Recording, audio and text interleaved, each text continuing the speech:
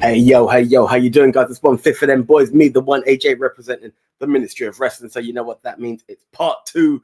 Actually, this should have been part one of the wrestling, not even weekend, of wrestling pay-per-view day. Yes, it's all about All Out and then WrestlePalooza. Whichever one you're watching, watch both. Hey, it's all about wrestling. It's all about ministry predictions, right, guys? So it's a stat card, so I'm not going to waste any time on this. Let's go. Let's kick it off with Canada's very own Cope and Christian. I nearly said Edge there, that's why I hesitated. But Cope and Christian versus FTR. Which way did the guys vote? Let's have a look right now.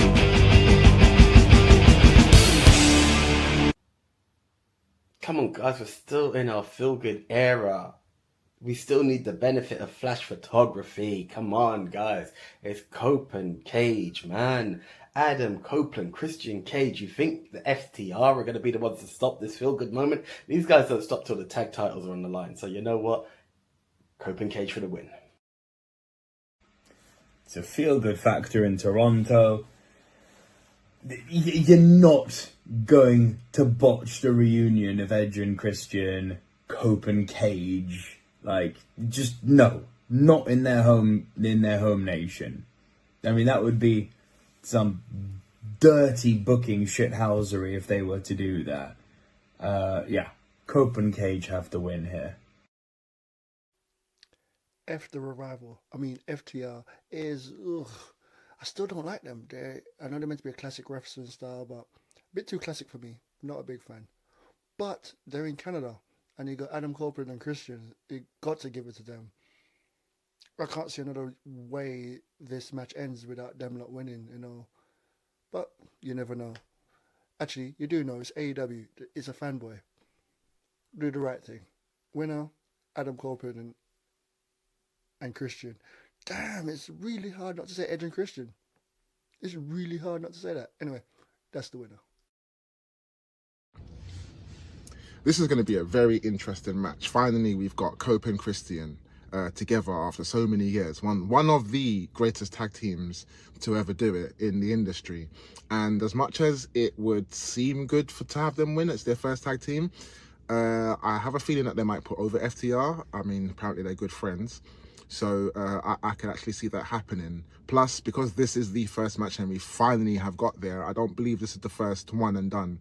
I think this is going to continue, but FTR obviously have to get that win first for Edge and Christian to remember who they are as a tag team and then come over. Both of them have been singles competitors for a long time, so even though they were one of the greatest tag teams, they've still got to...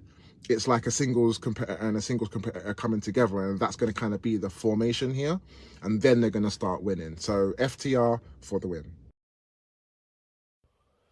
So this is the big one, the one they've been leading up to, the reason why Edge and Christian, or now Cope and Christian, have reunited in the first place, so they could go against FTR. Now, this should be an excellent match, man. Great back and forth between two of the greatest teams, in my opinion. As for who wins, I think it's got to be CNC, because again, like as great as FTR, CNC are at their fight of run and they're all-time, you know, they're just all-time legends. So really, it makes sense for them to win here, man. CNC for the win. Leon, what are you doing to me, bro? What are you doing to me? You went against the boys. You brought my mood down. But anyway, guys, 4 out of 5 guys are all about ENC. On the other end, we have Leon, who believes FTR will take it. Look, anything's possible. But hey, while my mood is down, let's celebrate the return of Eddie Kingston. Yes, Eddie Kingston's back, and he's taking on Big Bill. Which way did the guys vote? Let's have a look.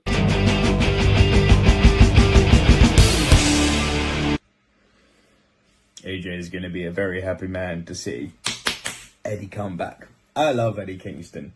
Proper people's champion, that one. Love him. Ha! Yes, I said it. Yeah, it's his return. Obviously, he's winning. Enough said. Yeah, it's weird. I watch a Wrestle Talk video when they interviewed Eddie Kingston, and it's like, yeah, you know what? He's a really good dude. But yeah, watching him wrestle, hearing the way he talks about people, yeah, I'm getting on the AJ bandwagon. I'm jumping ship, and I'm gonna go with Not a big fan of Eddie Kingston. Also, got to give Big Bill something, because he's 7 foot tall. And you know what? You can't teach that. I'm just gonna say that. Anyway, Big Bill's taking this.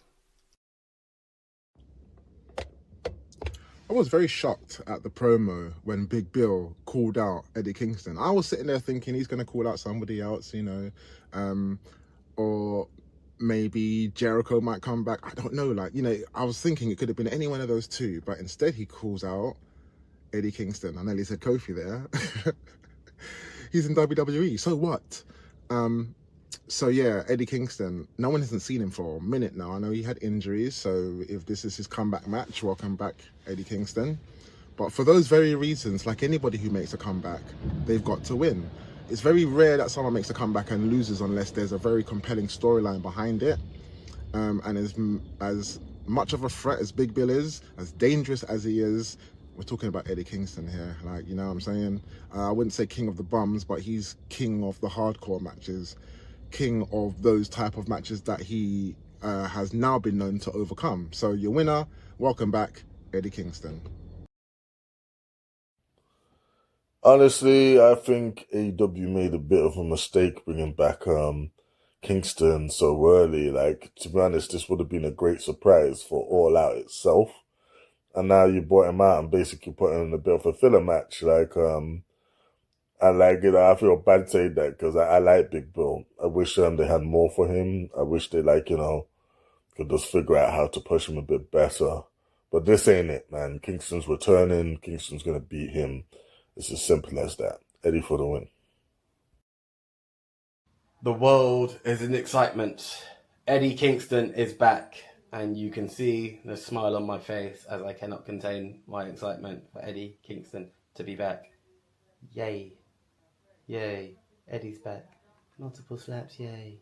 Yay. Anyway, enough of the anti-excitement of the return to Eddie Kingston. Do you know what? As much as I'm not an Eddie fan, he would kind of fit in the ups. I think he'd bring him down a bit, but I think he would fit in the ups pretty well.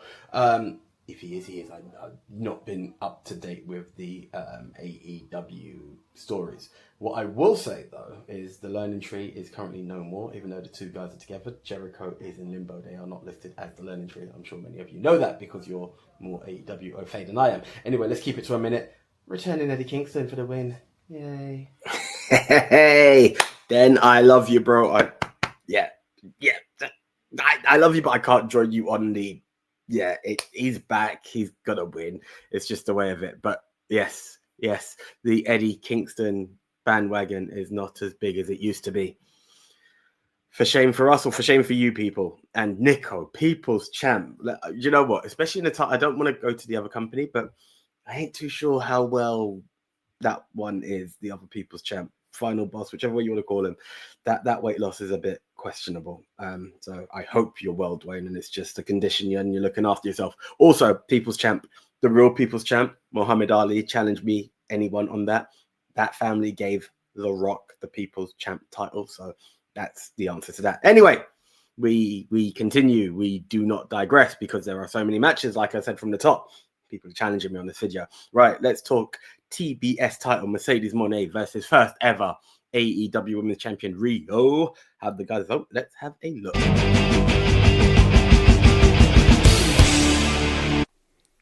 Yeah, I saw this and thought, Rio from the indie scenes in the UK, but then I went to look and say, okay, it's a different Rio. And yeah, but still, I'm going to stick with Mercedes Moné because as much as everyone's waiting for her to start losing, the winning streak's going to carry on.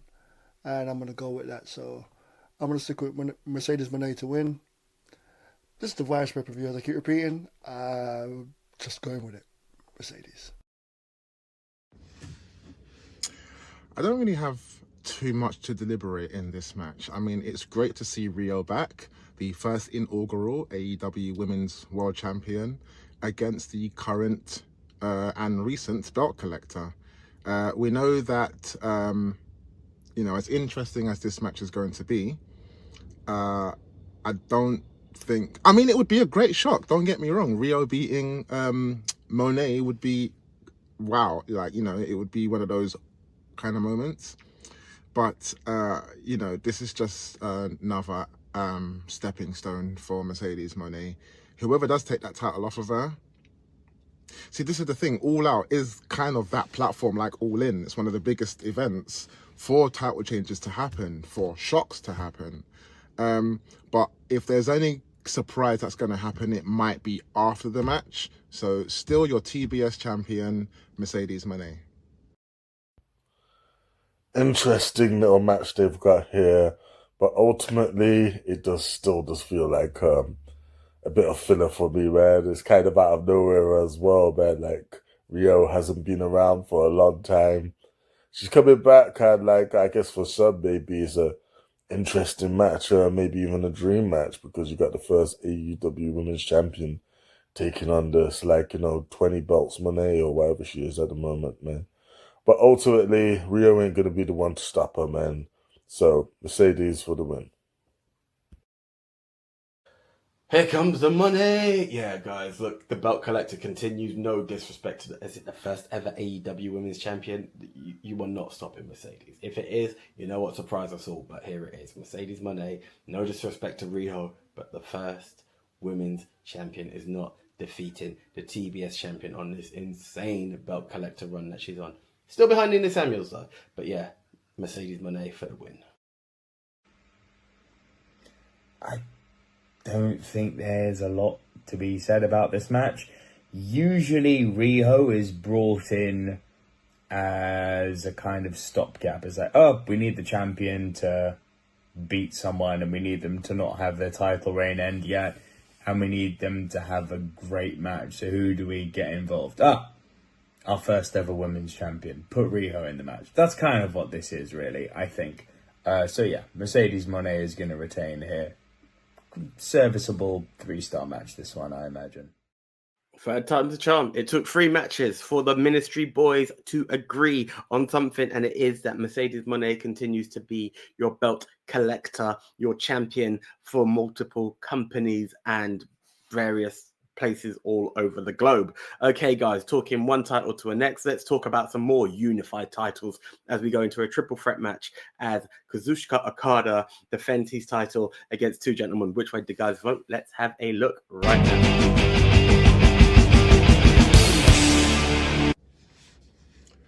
I don't even remember this.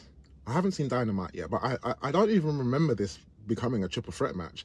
I literally thought it was a one-on-one, in which case it would have been a harder match to predict. But now that they've got a triple threat now, because it's between, was it Dorado and, what's his name, Tauros? So now that it's a triple threat, kind of protects the champion in somewhat. Even Fatal 4-Ways does as well. I know titles can still change hands in them situations, but I think this protects the champion. If it was one-on-one, you know, it's a very high chance that Takeshita would probably take that title off of Okada.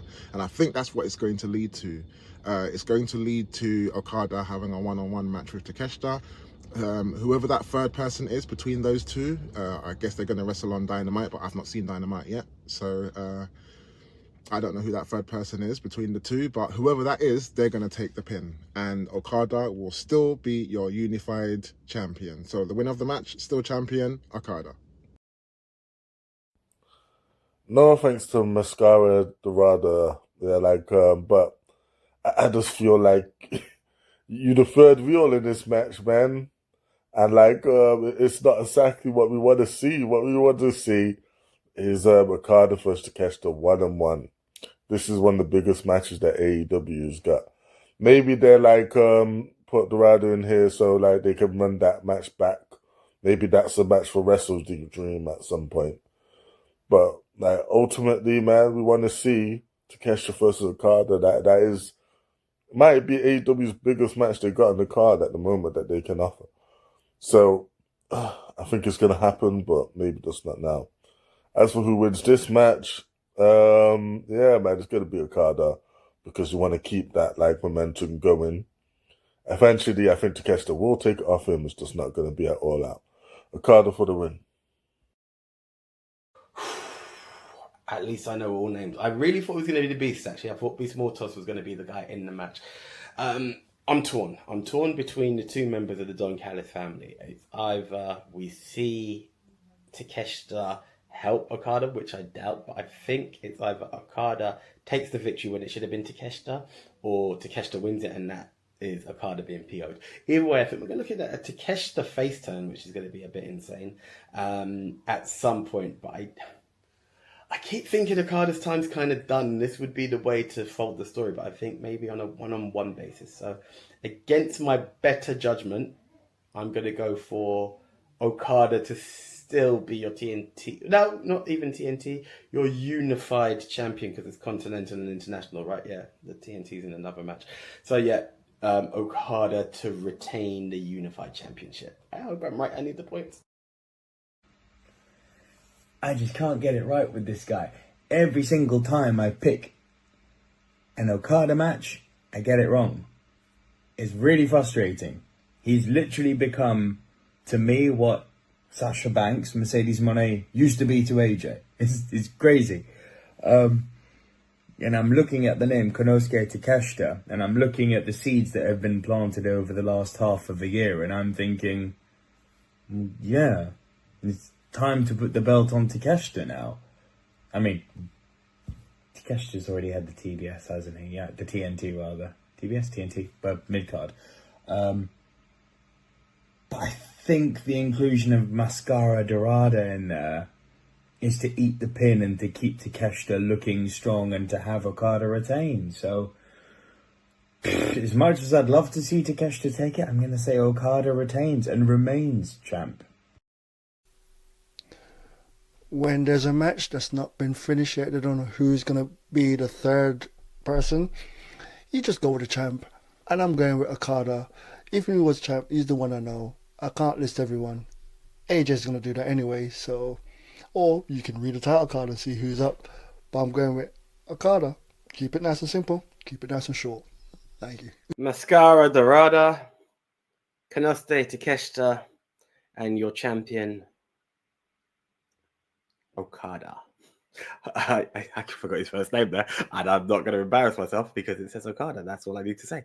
I've said all three names. Then said I'll say all three names. I've said all three names. And why say all three names when everyone says that? Okada, the Rainmaker. That's his first name. Rainmaker. Rainmaker Okada is still your champion according to all members of the ministry. So if you don't like it, tough shit, bitch. Anyway, moving on. We don't normally swear, I know.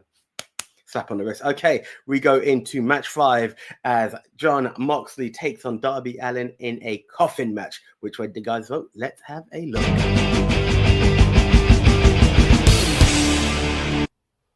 This one is tricky because again, they still class Moxley as one of the biggest bad guys, man, on the entire roster. He's still one of the vocal points of the entire show. And now he's rebuilding the Death Riders, trying to recruit new people and make the stable stronger. Do we want to beat him here? But at the same time, Darby Allin's come back now. Do we want to make Darby look weak? I would hope not. And to be honest, it could go really either way with the decision making. So I'm not sure here. But I'm going to go for who I want to win, and that's Darby Allin. Darby Allin for the win. Do you know what? If the rest of the Death Riders had been on this losing tier, I would have said, yep, this is it. Darby for the win.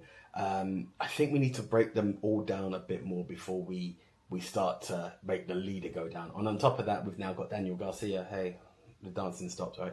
So I'm going to go for Darby Allin to go in a coffin. Yeah, Darby Allin to lose. Jon Moxley is your winner of the coffin or casket match. I think it's a coffin match. Hey, drop the coffin, drop in the coffin.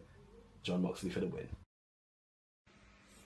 I mean, after everything these two have been through, if you're going to tell me now when the crunch moment happens that Darby doesn't win and that you're going to draw this out even longer, they might, but it doesn't make a great deal of sense to me that I'm going to put my eggs in the Darby Allin basket. Darby Allin has to win here, surely. Darby to win.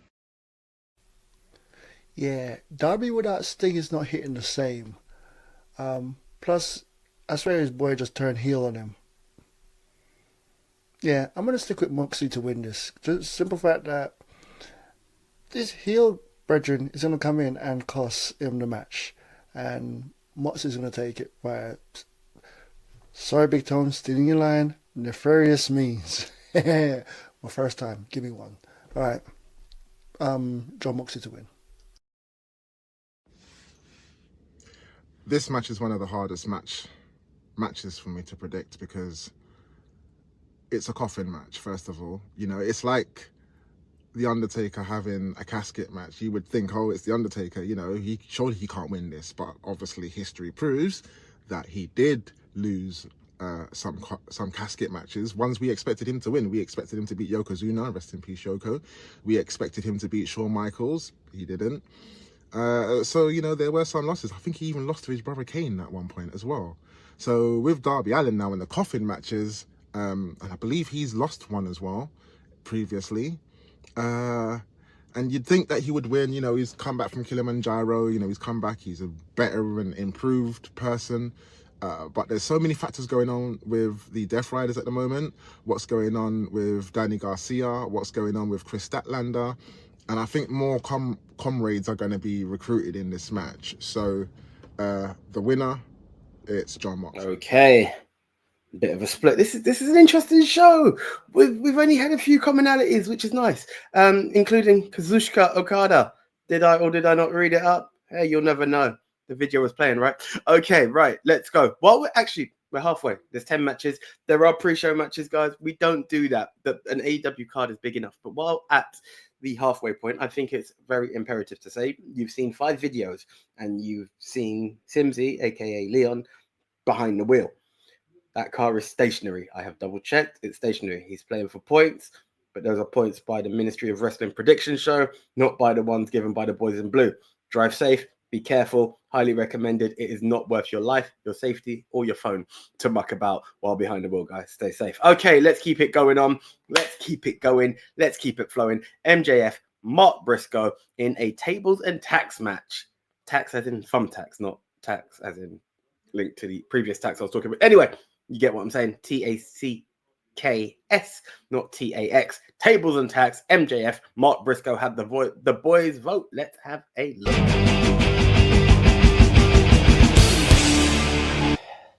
Tables and tax. Hey, let's make it something different, right? It's not that you don't see tax as a table match or a TLC match. Anyway, look, it's something new. Congratulations, AEW. You've given us a new spin on stuff we've seen already. And it's not them. It's just wrestling when I say that. So it's not an AEW dig. MJF has made some argument apparently to try and get the match cancelled. I think it's also be like, this isn't his element. This is all Mark Briscoe. Hey. Honestly, with the highest of level of love and respect to Mark, this is MJF. Mark Briscoe. Look. No. Okay, with the highest respect, no. MJF for the win. He's putting him through the tables and the tax and he's getting the pin. MJF for the win. A receipt is due.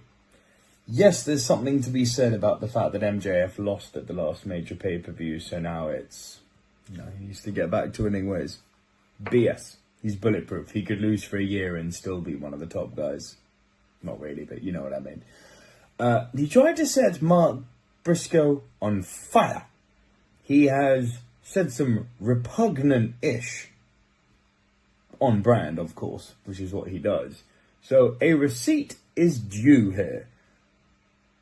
If in any way, shape or form Mark Briscoe loses this match, I will be very confused.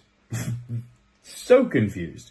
Mark Briscoe has to win this. If it wasn't a stip match, I might say, possibly, maybe. Because it's a stipulation match, you have to give it to Briscoe. Surely, Mark Briscoe to win.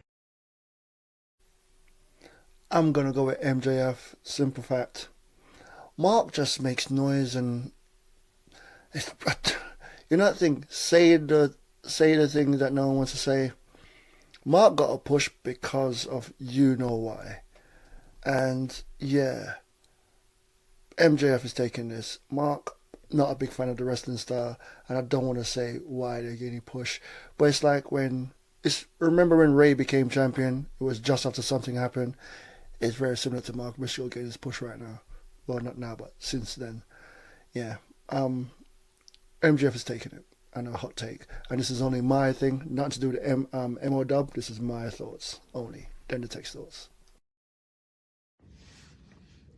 Again, this is another kind of hard match to predict because, you know, MJF, he's been on a roll recently, and obviously everything he does is always interesting work.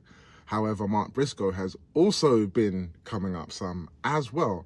You know, they've been goading him, saying, oh, you know, he always loses the big matches and so forth. And, you know, when they kind of put those platforms on the line, you know that they're fixing to win, or there's like a big shock down the line. And as much as it's easy to say that MJF will get into shenanigans and nefarious means and all of that jazz, you have to remember this is not just a normal match. It's a thumbtacks and whatever's match. So basically a hardcore match or an Extreme Rules match. And I think that stipulation was put there in favor of Mark Briscoe. Although you can say, I mean, you know, you look at a Donnybrook match, Sheamus lost that one. So it's not always guaranteed, but I think we need that feel-good factor. So Mark Briscoe for the win. As great as Mark Briscoe is, and, you know, it's actually warmed my heart that they're using him so much and putting him in a high, prominent position. As great as he is, I just don't think he's going to be beating MJF because MJF's got bigger fish to fry eventually, man. He's still walking around with his little contract and he's still going to be the world champion at some point. And to be honest, like, MJF's such a good star, such a good speaker. You really do need to get back to making him one of the vocal points of the entire, like, AEW roster because, you know, he's just that good. So, like, this will be a fun match, but ultimately MJF takes it. MJF for the win. Right. So we've all gone down the MJF route. I have to address something that I have to address. So, end words. Many people may think it. I think you could guess by my no.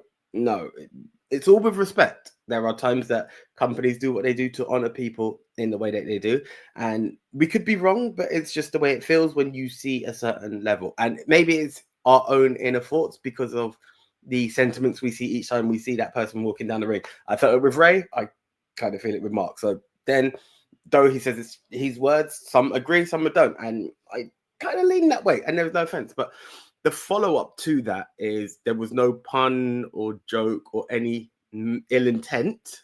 I stress on ill intent of the weird coincidence of me talking about driving safely and then moving into a Briscoe brothers match, like R.I.P. Jay Briscoe. You hear it in our intro.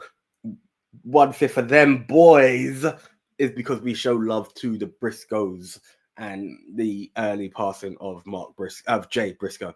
So apologies for the timing. Yes, it's not a live video. I could edit it, but I feel even if I did, anytime bringing it up would just still feel wrong anyway. So it was not timed that way. I just stopped at a halfway line of realizing my dear friend and bro in arms was behind the wheel, and some people question it. And I was at the halfway point. There was nothing cold in that, guys. And again, RIP. And yeah, let's keep it wrestling. No judgment. It's all about love here in the MO Dub. Okay, guys, we move on to a ladder match, a fatal 4-way ladder match for the tag team titles. Brodito, the Young Bucks, the Don Callis family, and Jet Speed. I could name every other name, but let's be honest, we're trying to keep it tight. There were 10 matches. We're already at match 7, and I had a huge apology to make. How'd the guys vote? Let's have a look.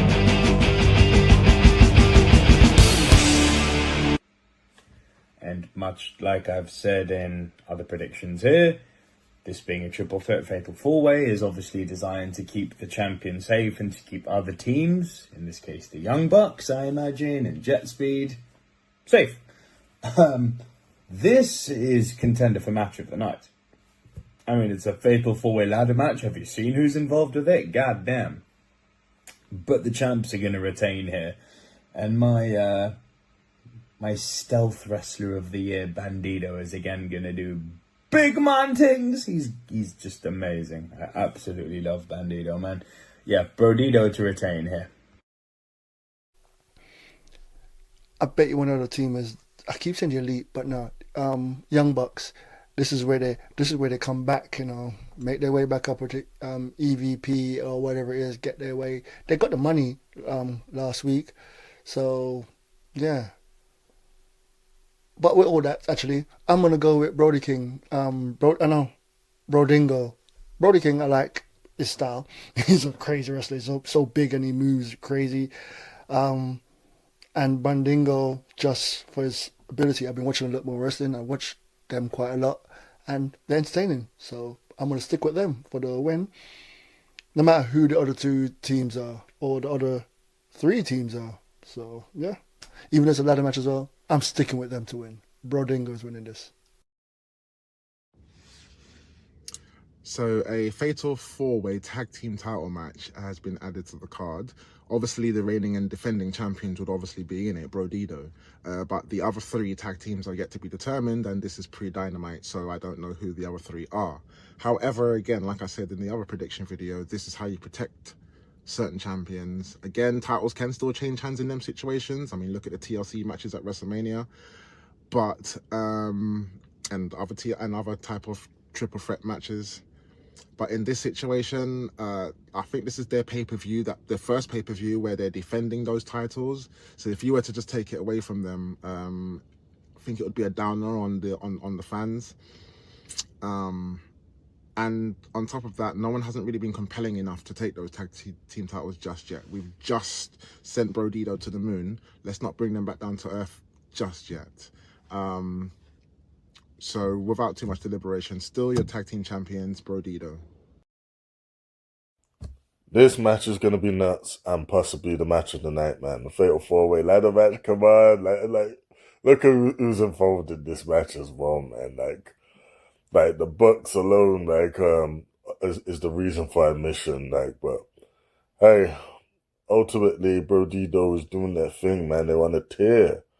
And they're being the combination we didn't know we wanted, but we needed, yeah? It's refreshed the tag team division, and I feel it's too early to take the titles off them.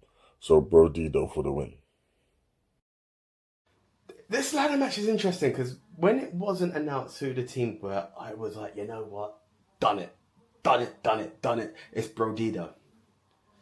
And I was like, there's no other tag team out there. I mean, there is this whole thing, which I'm sure Don's going to be talking about on Collision. He may have even said it on Dynamite and Collision, Dynamite, and whatever the third show is. Rampage, that's the one.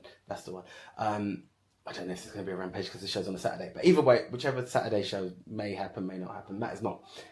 This is a chance for the Don Callis family to hold all gold, short of the women's championships. They have a potential for him to brag, but they're not going to take the titles.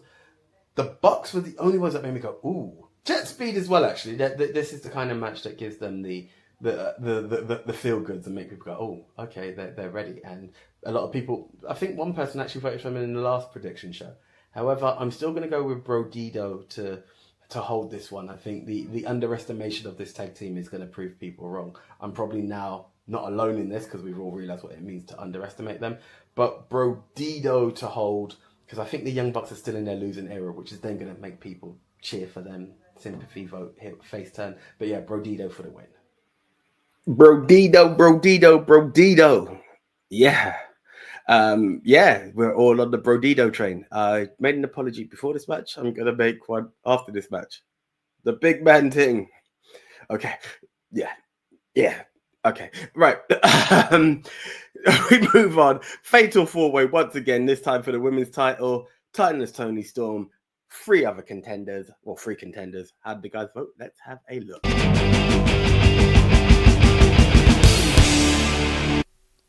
With so many good wrestlers, I should be umming and ahhing of who's going to win. But can you vote against Timeless one? Toni Storm is going to take this because, yeah, Toni's amazing. She piques my interest in female wrestling in AEW. Nothing to do with anybody else. Chris Statlander, it was my usual pick, but I'm going to stick with the Timeless one. Keep the belt on Timeless Toni Storm. This Fatal 4-Way is going to be quite the interesting match. I think there's going to be a bit of storytelling in this Fatal 4-Way. Yes, there's no disqualification.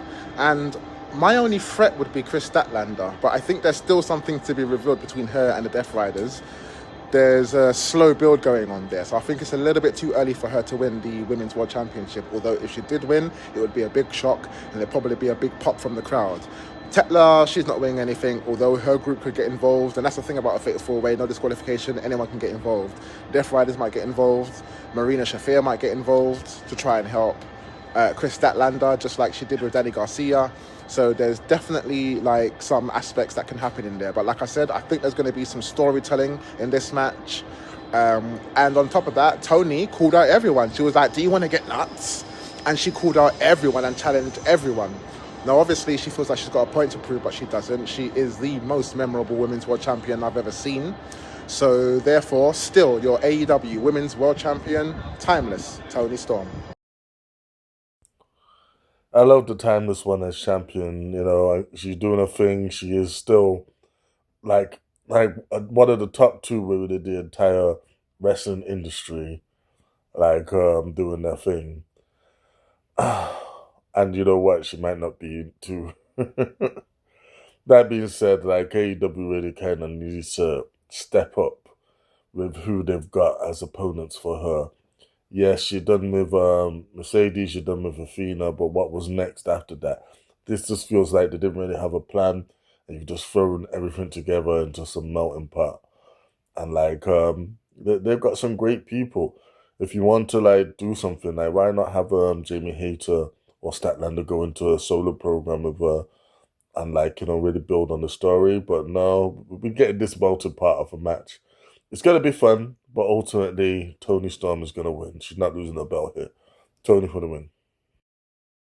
Fatal 4-Way for the women's title. Now, I tell you what, maybe even if it was Mercedes who had won the previous match, I may have been like, it can go any which way. Do you know what? Maybe even if you had Rio in there, we'd have had two former champions, but she's going for the TBS title. Anyway, either way, no one has really stuck out to me as a potential threat. So once again, chin up, tits out, darling. Yes, Toni Storm remains timeless. Your timeless champ. You got a forever champ and you got your timeless champ. She is the timeless champion. Toni Storm for the win, darling. Chin up. Like the way they're teasing that we're coming to the end of the Toni Storm title run, but that end is not yet. I think this match, along with one or two others, is a little bit guilty of being booked as a triple threat or a fatal 4-way for the purpose of not only having the champion retain, spoiler for my other selections, but also for protecting certain wrestlers who are involved who may down the line take the belt off said champion. In this case, I think they're protecting Jamie Hayter, and I think they're protecting Tekla. I wouldn't be surprised if in the long term Tekla was to take the title off of Toni, but again, that time is not now. Toni Storm retains. Okay, so everyone has respect for Chris Statlander. Tekla, who's not too long been in AEW, or long enough, some would say, but making good waves. And Jamie Hayter, UK, stand up. But yes, timeless Toni Storm is the one that everyone sees as the winner. Now, guys, they hurt people. They hurt me real bad last pay-per-view when they lost. The Hurt Syndicate versus GOA and Ricochet. Which way do you guys vote? Let's have a look.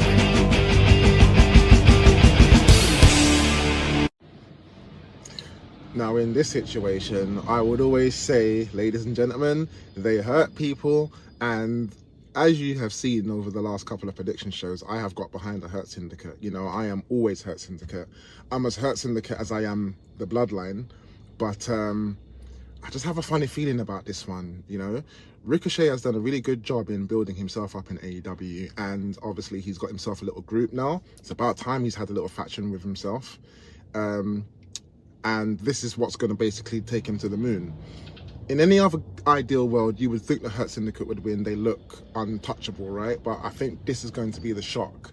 And with Ricochet, with his new character, You know, he's just going to go on and on and on and on and on, and he's going to brag about it and so forth. And you've kind of got to do that to get him in title contention, as well as the Gates of Agony. I nearly said Authors of Destruction there. Gates of Agony kind of need that rub as well. So it's good for all three of them. So Gates of Agony and Ricochet for the win. If I was booking this match, honestly, I would make Ricochet and his team win because I feel they just need the boost. But honestly, with MPV getting in the ring for the first time in a long time, it being the entire Hurt Syndicate, and then basically be out for revenge and everything, I just feel like the Hurt Syndicate gonna clean house, man. Gonna be a good like back and forth, but ultimately, the Hurt Syndicate gonna hurt people, man. It's what they do. Hurt Syndicate for the win. Hurt people. That's right, guys. Yes, they always hurt people, and I always vote for them to get the victory. However, on this occasion, they're going to hurt me. I'm the one that the Hurt Syndicate are going to hurt because I'm voting against my boys. As much as I'd love to see the returning MVP be the reason for it, I believe that you got 3 active guys in there. So I'm going to go with Ricochet and the GOA. I'm not going to say they're in their losing season, but hey, if you know anything about the Hurt business, there's one other guy who probably helps in this situation. But for now, we're going to go for, I hate to say it, Ricochet and the GOA to defeat the Hurt business. You hurt me, guys. This is possibly the hardest match for me to call because I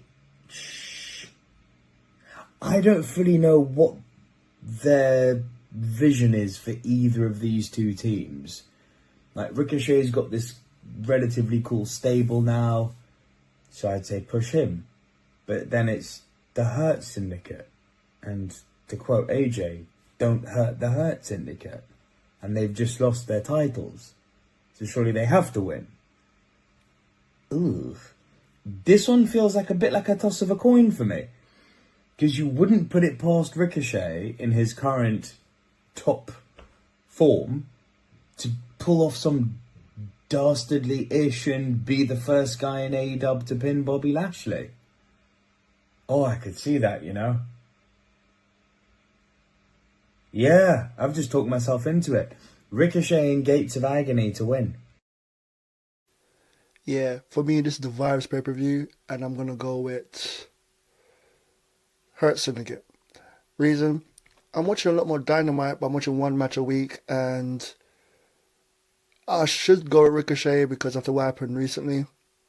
But no, I'm going to stick with Hurt Syndicate because they're the Hurt Syndicate. Yeah, stick with it. Hurt Syndicate is winning this one. Those who voted Hurt Syndicate, I wish I could be with you, but my mind is telling me something else. So put it this way. The Hurt Syndicate will hurt me either way. They win, I'll be happy, but I'm hurt at the loss of points. They win, I'm happy. They lose, I'm happy I win the points, but I'm hurt, they lose. So either way, the Hurt Syndicate's hurting me. They're hurting me, people. Okay, right, guys. Main event time. Not too sure how I feel about this one, but it's Cowboy-ish versus the rising proto-star himself, Kyle Fletcher. Which way did the guys vote? Let's have a look.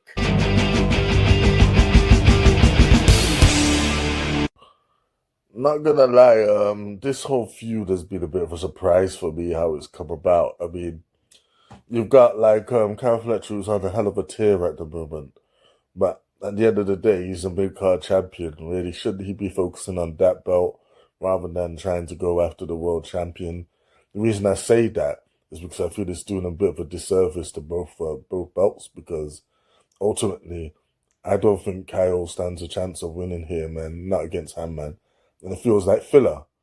And like, again, since Kyle is on such a tear as the TNT champion, why aren't we focusing on that, getting an opponent for that, having him back up some more great wins? Instead, he's about to take a loss here from the world champion, the better superstar. It's not really helping his case. Ultimately, though, it should be a great match and one of the best on the card. But yeah, Hangman for the win. No double champion tonight. If there is going to be a double champion, it's in Hangman's advantage. With all the respect to the star, scratch that, the proto-star that is Kyle Fletcher, He's not ready to carry the company just yet. There's not enough stock in the guy just yet. The time may come because he's doing amazing work. But you know what? If Will ain't ready to hold just yet, sorry, Carl, you're still behind the boy that is our man, Will. Speedy recovery. But yeah, Hangman Adam Page for the victory. He's still going to be some cowboy-ish. I'm very happy at the fact that Kyle Fletcher has been now presented as someone who in the long term is going to carry the company, and rightfully so. The guy's been such a breakout since he became a single star. I think this is going to be a real coming out party for Kyle Fletcher in a lot of people's eyes. It is just a step in the road for Hangman Page, though. He is going to retain. I think it may spell the start of Kyle Fletcher on a babyface turn. We'll see. That one is less important. The main thing is Hangman Page retains. Yeah, I'm constantly ridiculing Hangman, but you know what?